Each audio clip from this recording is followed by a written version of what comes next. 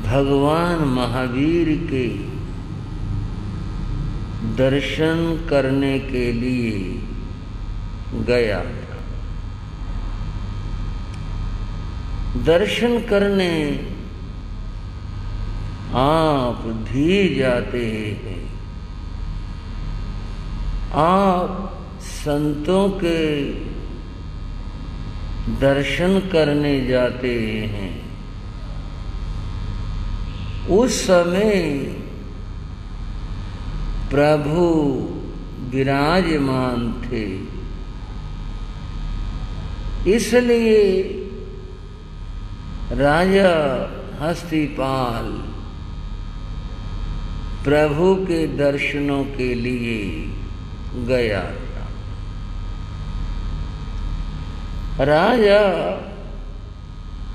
पहुंचा, दर्शन किए। भगवान ने आई हुई परिषद को धर्मोपदेश दिया। धर्म प्रवचन हो चुका, सब आए हुए लोग लौट गए। राजा हस्तिपाल अभी बैठा हुआ था। उसके मन में कुछ भाव आए थे। बंधुओं, एक बात समझ ले, कोई भी कार्य हो, चाहे सांसारिक हो, चाहे आध्यात्मिक हो, उस कार्य के करने से पहले व्यक्ति के मन में भाव उत्पन्न होते। भाव न हो तो कार्य न हो। ये केवल सामान्य चर्चा नहीं है, ये दर्शन शास्त्र की चर्चा है। दर्शन शास्त्र में ही से कार्य कारण भाव कहते। इसका अर्थ होता है बिना कारण के कार्य नहीं होता। कारण होता है, पहले होता है, उस कारण से कार्य होता है, अन्यथा नहीं होगा।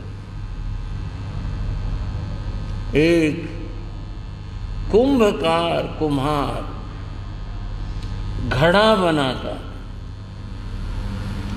घड़ा मिट्टी से बनता है।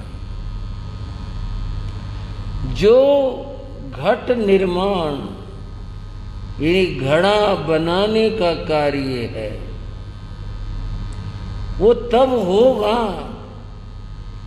कि जब पहले मिट्टी विद्यमान हो।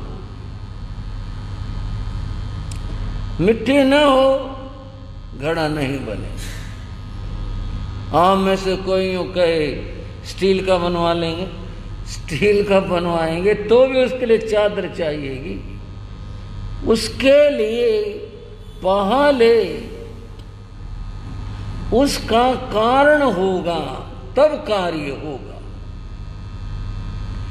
जैसे घट कार्य के लिए मिट्टी कारण है, क्योंकि ये चर्चा दर्शन की है। कारण कई होते, उनकी चर्चा की वर्तमान में अपेक्षा नहीं है। बस इतनी बात कारण होगा तो कार्य बनेगा। हम भी जो करते हैं उसमें पहले हमारा भाव होता है, उसके बाद कार्य होता है। भाव न हो कार्य नहीं होगा। अब ये भाव मनोभूमि में जागते हैं, जैसे लहरें पानी में उत्पन्न होती और कहीं नहीं होती, ऐसे ही मन के अंदर भाव, भावनाएं, विचार ये उत्पन्न होते। फिर उन भावों से कार्य होते। मेरी बात समझ गया? राजा हस्तिपाल के मन में कुछ भाव उठा। वह भक्ति भाव था, भक्ति से भरा हुआ भाव था। उसके मन में भक्ति भाव जागा और क्या सोचा, मैं प्रभु की सेवा करूं, मुझे प्रभु के दर्शन का अवसर प्राप्त हो, मैं प्रभु की देशना सुनूं, मुझे इसका अवसर प्राप्त हो। और वो कब होगा कि जब प्रभु मेरी राजधानी में पधारे। हस्तिपाल राजा की राजधानी थी अपापापुरी। ये सब उसके मन के सोच हैं। राजा उठा, प्रभु चरणों में आया, वंदन नमन किया और प्रार्थना की, भंते आप मेरी राजधानी अपापापुरी में पधारे और आने वाला चातुर्मास मेरी राजधानी में कृपा करें, वहां पर करें। बंधुओं, कथाओं के भीतर से कुछ बातें ढूंढी जाती हैं और सामने आती हैं। राजा ने प्रभु से प्रार्थना की, चातुर्मास मेरे यहां करें। इसका अर्थ हुआ कि चातुर्मास की विनती प्रभु को भी की जाती थी। और आज जो विनतियां हैं, इनमें अगर बहुत आडंबर आ जाए तब तो और बात है, नहीं सहज रूप से संतों के सामने अपनी भावना प्रकट करना, प्रार्थना करना, हमारे क्षेत्र में पधारो, चातुर्मास करो, तो यह अशास्त्रीय नहीं है बल्कि शास्त्रीय है। भगवान के लिए प्रार्थना की, भगवान से प्रार्थना की, आ मेरी राजधानी पधारो, चातुर्मास करो, उसकी भावना थी। कई बार मैं कोई टीका टिप्पणी नहीं कर रहा, मैं तो केवल जो कथागत बात है उसकी चर्चा कर रहा हूं। साधु का हाथ पाने की विनती करें कि नहीं करें, आपको करनी चाहिए। जीर्ण श्रेष्ठी ने पूरे 4 महीने भगवान के पास जाकर प्रार्थना की थी, भगवान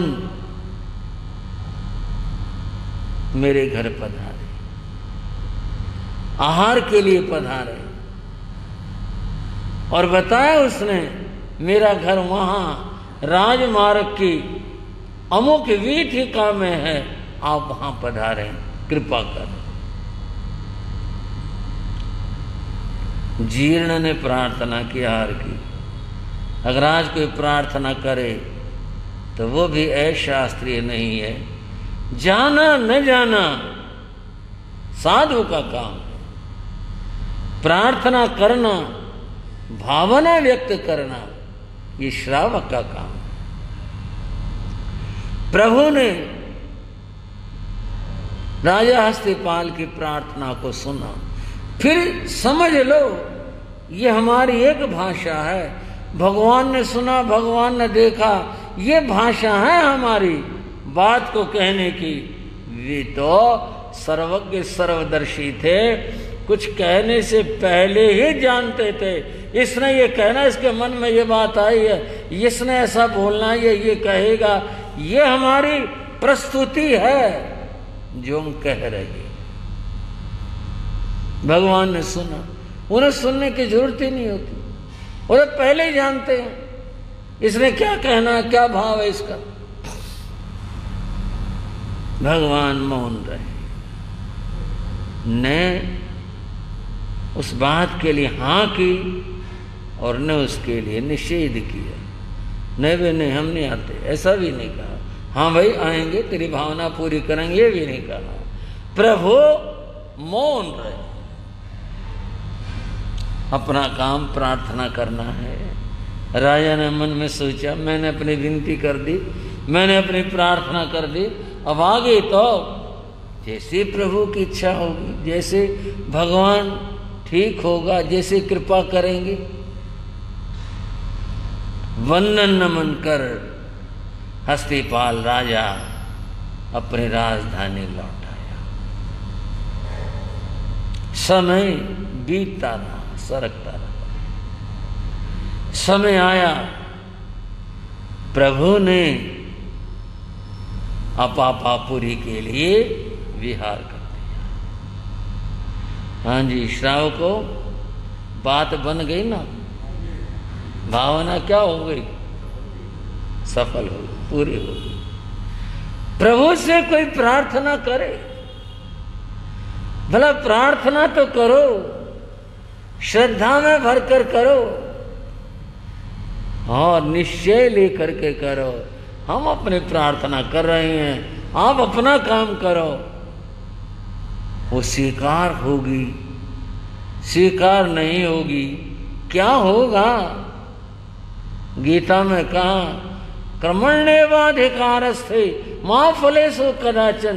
आप अपना काम करो, फल की चिंता मत करो। क्या होगा, आप क्यों सोच रही हैं, आप अपना काम करो। प्रभु ने विहार किया और जब चातुर्मास वेला समीप आई थी, भगवान अपापापुरी पधार गए। देवों ने घोषणा की, धर्मदेव पधार गए हैं। देवों ने घोषणा की, नाद किया, दुंदुभी बजाई, प्रभु के आगमन पर अपना हर्ष व्यक्त किया देवों ने। राजा को पता चला, हर्षित होकर वह भी हर्ष में डूब जाता है। भगवान पधार गए, भगवान पधार गए। राजा प्रभु चरणों में उपस्थित हुआ। बनते, ये मेरी रज्जुशाला है। एक विशाल स्थान था, बहुत बड़ी जगह थी, उसमें ठहरने की जगह भी थी और वहां पर धर्म प्रवचन भी होना संभव था। विशाल जगह थी, स्थान था। उसने प्रार्थना की, बनते ये स्थान है, अगर आप उपयुक्त समझें तो यहाँ कृपा करें।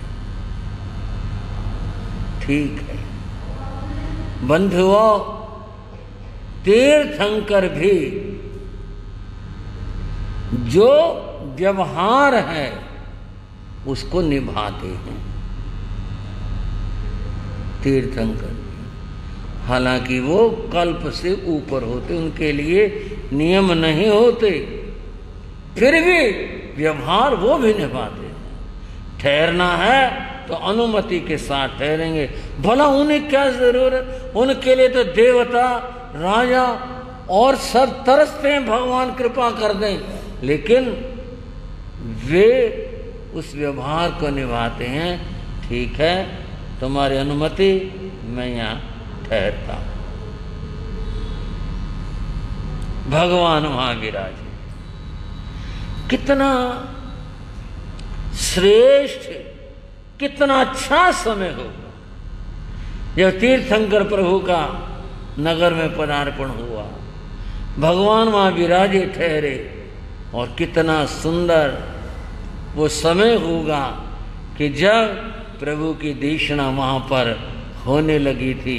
लोग आते थे, राजा आते थे, सब आते थे, और प्रभु की देशना होती थी। हर रोज सुनते थे। एक पहर तक यानी 3 घंटे तक नित्य तीर्थंकर धर्म देशना देते। इतना उनका मान हो। 3 घंटे, एक पहर तक तीर्थंकर धर्म देशना देते। लोग आते, सुनते, राजा आता, देव देवी आते, सब आते, धन्य होते प्रभु की देशना सुन करके, और फिर सब कृत्य कृत्य होकर, धन्य धन्य होकर प्रभु का दर्शन करके और वे लौट जाते। यूं बंधुओं उस चातुर्मास के 3 मास व्यतीत हो गए। चौथा महीना लगा, जिसको हम कार्तिक मास कहते हैं, वह लगा। कार्तिक मास भी शनै शनै व्यतीत होने लगा, और फिर कार्तिक कृष्ण पक्ष की बंधुओं तिथियां पर तिथियां बीत रही थी। त्रयोदशी तिथि व्यतीत होती है। कुछ और तरह का सा होने लगा। और तरह का क्या होने लगा, उसको मैं कैसे कहूं शब्दों में। एक बात तो यह है कि प्रभु ने देशना देनी शुरू की। पहले तो एक ही प्रहर 3 घंटे देशना देते थे, लेकिन इस बार तो प्रभु ने वो देशना निरंतर जारी रखी। एक पहर बीता, 2 बीते, 3 बीते, 4 बीते, और धर्म देशना चलती रही। धन्य थे वे लोग जो प्रभु की देशना सुन रहे थे, और वहां भगवान के दर्शनों के लिए बहुत सारे राजा आए थे। उस समय के कुछ प्रसिद्ध राजा, 9 लच्छवे 9 मल्लवे, ये राज परिवार थे। ये राजा आए थे, और राजा आए थे। हस्तिपाल स्वयं वहां पर उपस्थित था। किसी के मन में ये भाव नहीं आया, आज तो सारा दिन हो गया, आज तो पूरा दिन हो गया और भगवान सुनाए जा रहे हैं। इसको उन्होंने अहोभाग्य माना। ये तुम्हारा पुण्य है जो हमें ये सुनने को मिल रहा है। भगवान ने जो फरमाया और सुनाया, उसमें बंधुओं विपाक सूत्र जो वर्तमान में, जिसके अंदर कर्म फल का वृत्तांत है, विपाक सूत्र, इसके 2 भाग हैं, सुख विपाक और दुख विपाक। पुण्य कर्मों का फल और पाप कर्मों का फल। इस समय जो विपाक सूत्र है वो लुप्त होता होता बहुत थोड़ा सा रह गया, छोटा रह गया। लेकिन तब भगवान ने इसके 55 अध्याय सुख विपाक की, 55 अध्याय दुख विपाक के विशाल रूप में फरमाए और सुनाए थे। वह पूर्ण हुआ। अब भगवान ने कुछ और सुनाना शुरू किया, और वो जो सुनाना शुरू किया उनको उत्तर अध्ययन कहा गया। क्या कहा गया भाई? क्या कहा? उत्तर अध्ययन। उत्तर माने बाद वाले, उत्तर माने बाद वाले, अध्ययन जो अध्याय हैं वे बाद वाले अध्ययन कहने शुरू किए। ये बाद वाले अध्ययन क्यों कहलाए? क्योंकि वो जो सुना रहे थे वो खंड खंड में था। एक तरह की बात बता दी, फिर दूसरी तरह की बताए, फिर तीसरी तरह की बात बताए, इसलिए ये अध्ययन कहलाए बाद वाले। और श्रद्धा में इनको, श्रद्धा में इनको उत्तम अध्ययन कहा गया। उत्तर शब्द के दो अर्थ हुए, एक बाद वाले और एक है उत्तर शब्द का अर्थ उत्तम, श्रेष्ठ है। थोड़ा सा समझ लो, आप कुछ बांट रहे हैं और फिर सबसे आखिर में ले भाई ये है बस सबसे आखिरी चीज सबसे बढ़िया वाली। भगवान ने इन उत्तम श्रेष्ठ अध्यायों को कहा। ये 36 थे। 37वां अध्ययन प्रभु ने शुरू किया था, उसका नाम मरुदेवा अध्ययन था। यहां आकर भगवान मौन हो गए थे। अब आगे जो वर्णन है वो तो फिर दीपावली का वर्णन है। ये जो उत्तराध्ययन है, ये उत्तराध्ययन संधि हो करके ये कहलाए उत्तराध्ययन। क्या कहलाए? बोलना, उत्तराध्ययन। ये उत्तराध्ययन। और अब हम इसे यूं कहेंगे, श्री उत्तराध्ययन सूत्र। किसी भी पुस्तक के बारे में मैंने कहा था कि पुस्तक का नाम क्या है, पुस्तक का लेखक कौन है, और पुस्तक कब छपी, कहाँ छपी, ये एक किताब की सामान्य जिज्ञासा होती है। हम श्री उत्तराध्ययन सूत्र की कुछ चर्चा करने चले, यहाँ भी ये प्रश्न आया, इस शास्त्र का नाम क्या है? शास्त्र का नाम श्री उत्तराध्ययन सूत्र है। इसका लेखक कौन है? लेखक जो हम सोचते हैं किसने इसको लिखा, वो नहीं है, ये तो भगवान की वाणी है। इसके भगवान ने फरमाई थी। इसके जो लिपिकार हुए ये सब गणधरों ने ग्रहण कर ली। उन्होंने आगे सुनाया और आगे सुनाया, परंपरा से चलते रहे। और जब लेखन का युग आया तब आचार्यों ने इसकी लिपि की, इसको लिखा। लेकिन वो लेखक लिपि के हैं, केवल मात्र लिखने वाले हैं। जो ये शास्त्र है यह भगवान की वाणी है, प्रभु की वाणी है। उन्होंने फरमाया था और सब ने सुना था, गणधरों से ग्रहण किया था। अतः इसका कोई यूं सामान्य लेखक नहीं है, श्री उत्तराध्ययन सूत्र प्रभु के भगवान की वाणी है। इसका अवतरण कब हुआ? अवतरण के बाद। और ये मधुर कथा अभी मैंने आपके सामने सुनाई कि यह भगवान की अंतिम वाणी है। निर्वाण से पूर्व प्रभु ने ये फरमाई थी, सुनाई थी। और इसके बाद 37वें अध्याय पर भगवान मौन हो गए थे और फिर वे मौन होकर अपनी जो अंतिम धर्म क्रिया होती है उसमें लीन हो गए थे।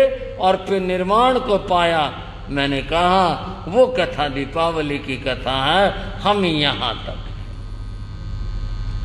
उत्तराधयन सूत्र अब सुन लें, इसके 36 अध्याय हैं। यहां तक कथा उत्तराधयन की थी। अब इसमें क्या है, विषय और वर्णन क्या है, ये यहां से शुरू होगा। इसके पहला जो अध्याय है उसका नाम विनय अध्याय है। पहला अध्याय विनय अध्याय है। विनय शब्द का अर्थ क्या है, विनय से क्या तात्पर्य है, विनय का क्या भाव है, ये कुछ बातें आपको अगले समयों में बताऊंगा। आज की चर्चा को यहीं पर रखता हूं और अब उन महापुरुषों की चर्चा करूंगा कि जिनके जीवन के अंदर ये सब शास्त्र साकार हुए थे, उतर गए थे, और जो स्वयं अपने आप में चलते फिरते आगम बन गए थे, उन महापुरुषों के मिलकर बोलेंगे। गुरु योगीराज गुण गाले, चरणों में शीश झुकाले। गुरु योगीराज गुण गाले, चरणों में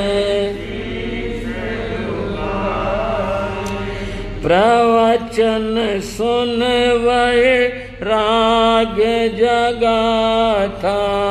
प्रवचन सुन वैराग,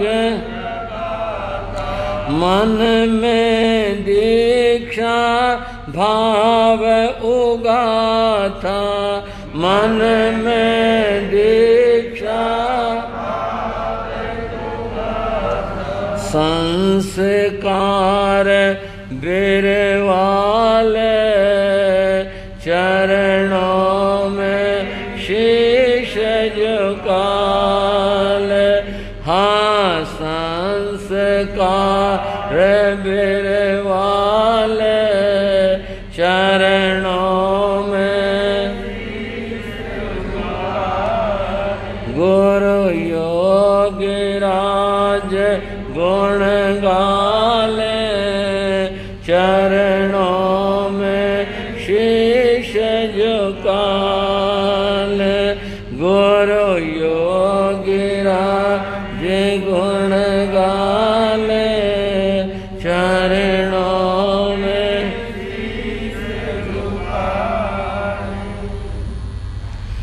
पहला प्रवचन सुना किसने? राम जी लाल ने। सुना किनका? गुरुदेव श्री मायाराम जी महाराज का। और उस एक प्रवचन का ये प्रभाव हुआ, प्रवचन समापन तक ये भाव बने, मैंने तो आज तक अपना जीवन यूं ही खोया, मैं भी इनकी तरह से साधु बनकर अपनी आत्मा का कल्याण करूं। संभव है किसी भाई के मन में एक भाव आया हो, ये कोई जादूगरी का मामला है या ये चरित्र है, ये क्या चीज है, ये एक प्रवचन सुना और मैं साधु बनूंगा, ये बात आ गई, ये क्या हुआ?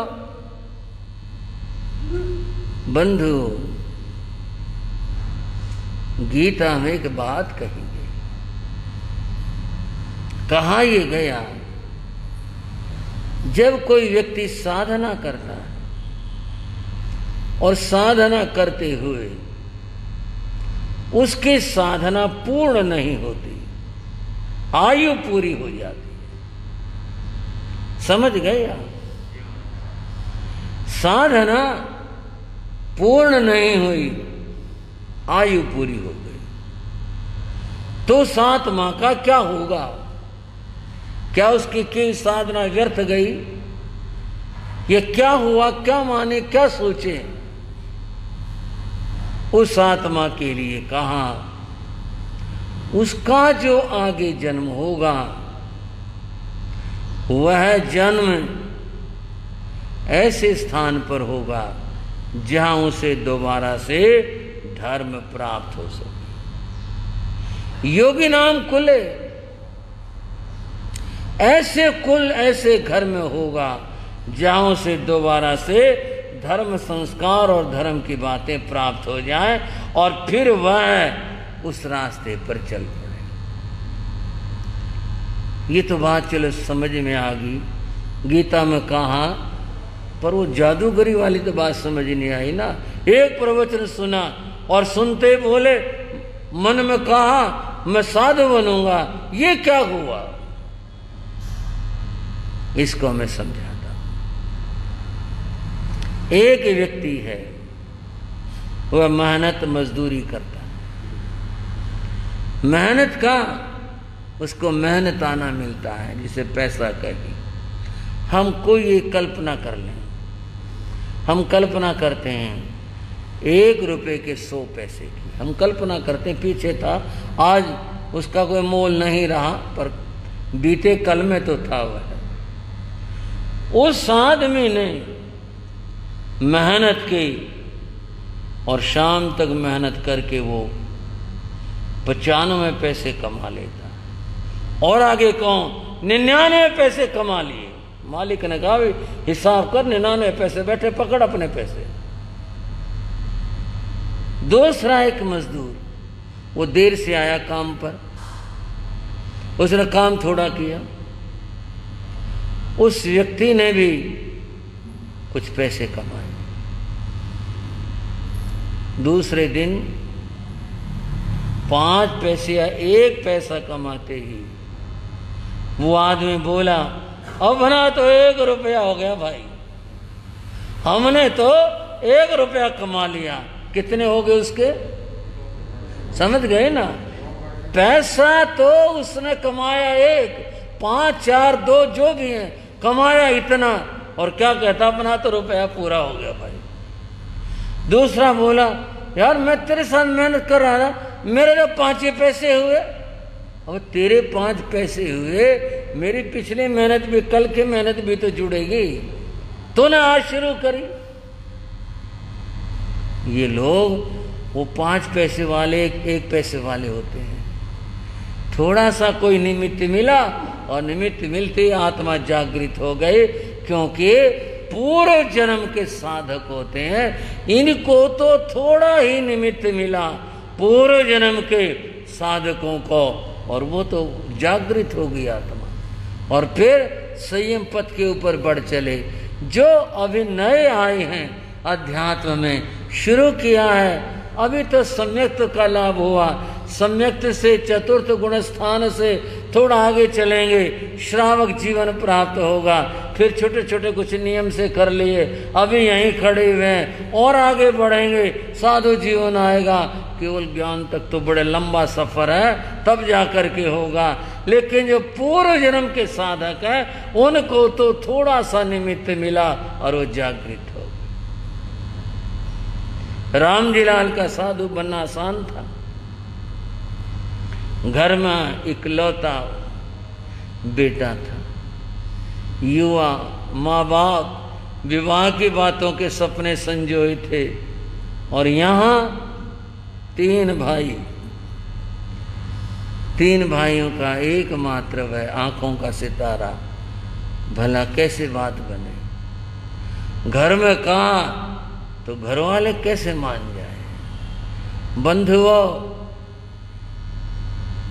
जम्बू कुमार का उदाहरण क्या अद्भुत उदाहरण। सोच कर देखो, किंचित विचार करके देखो, क्या क्या अद्भुत वैराग्य था। विवाह हुआ, पत्नी आई, इतना धन आया, और फिर जरा भी मोह नहीं, एक ही लक्ष्य और निश्चय है, संयम लेना है, और संयम लिया उन्होंने। माँ ने कहा था कि बेटा तू साधु बनने लग रहा है, कुछ हमारे पर तो दया कर।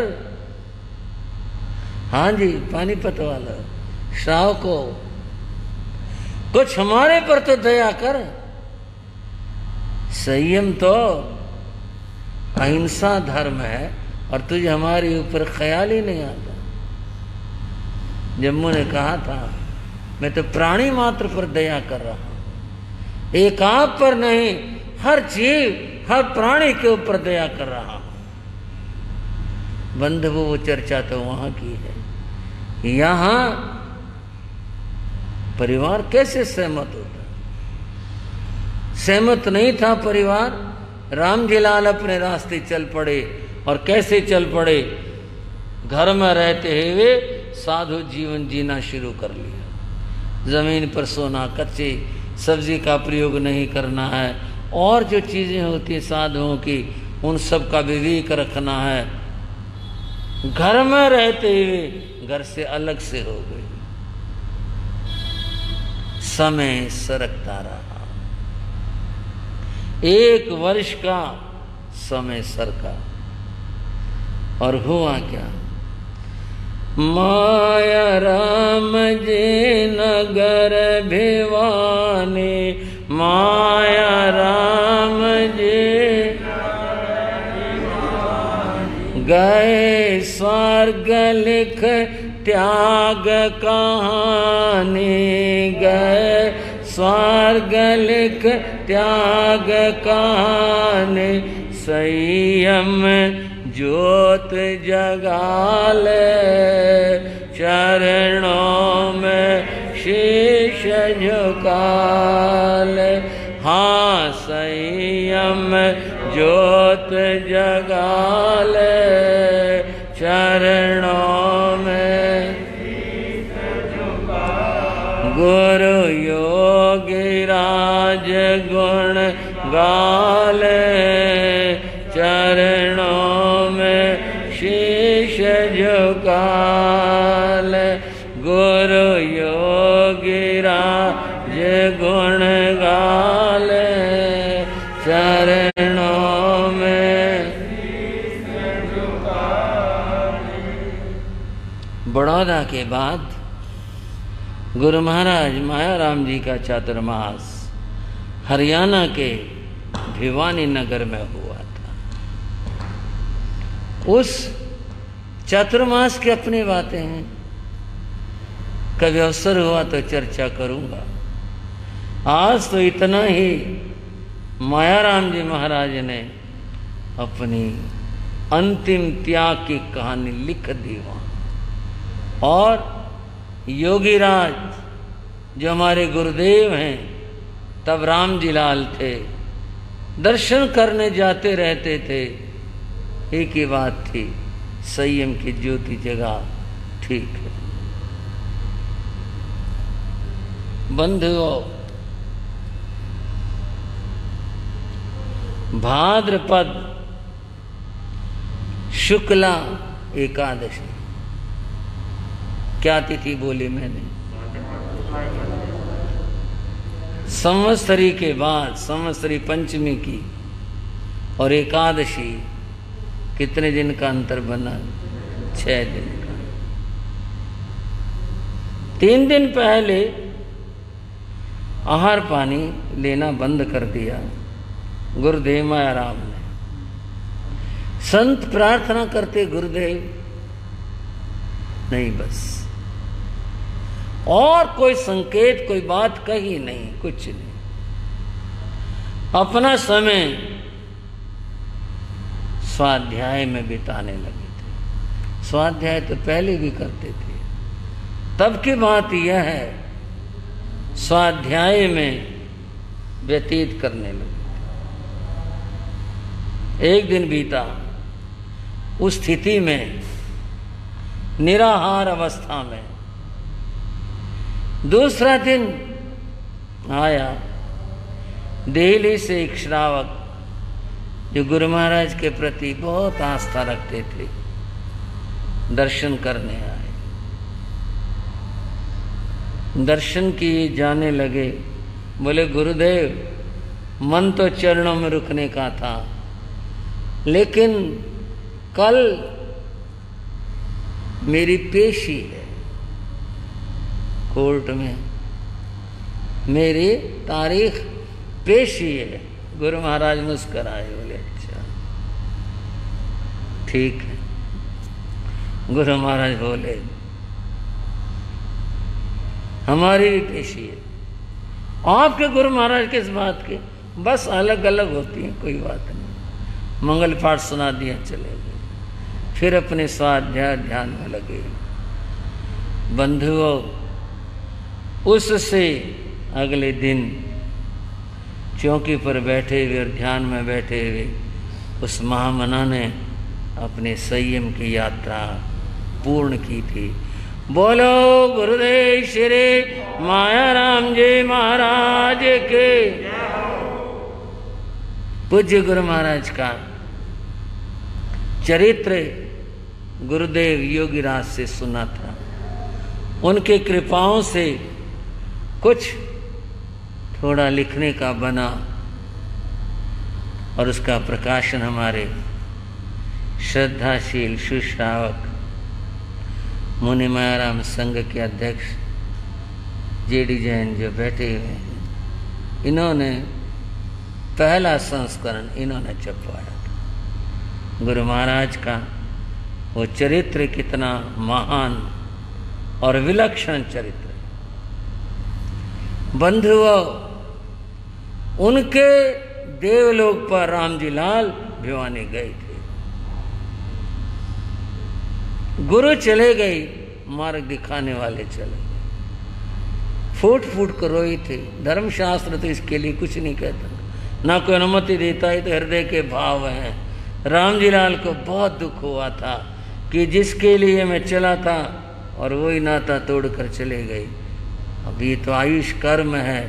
और फिर रामजी लाल ने कैसे दीक्षा ली, कहाँ ली, किनके पास ली, ये चर्चा आगे के समयों में। और आज इतना ही, मिलकर बोलेंगे। भरत मंगलाचार प्रभु की जय बोलो। चत्तारि मंगलम अरिहंता मंगलम सिद्धा मंगलम साहु मंगलम केवली प्रणतो धम्मो मंगलम। चत्तारि रघुत्तमा अरिहंता रघुत्तमा सिद्धा रघुत्तमा साहु रघुत्तमा केवली प्रणतो धम्मो रघुत्तमो।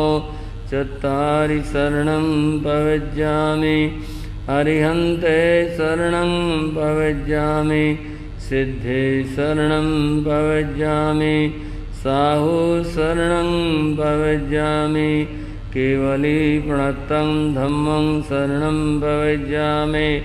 ये चार शरण दुख हरण जगत में और न शरणा कोई होगा।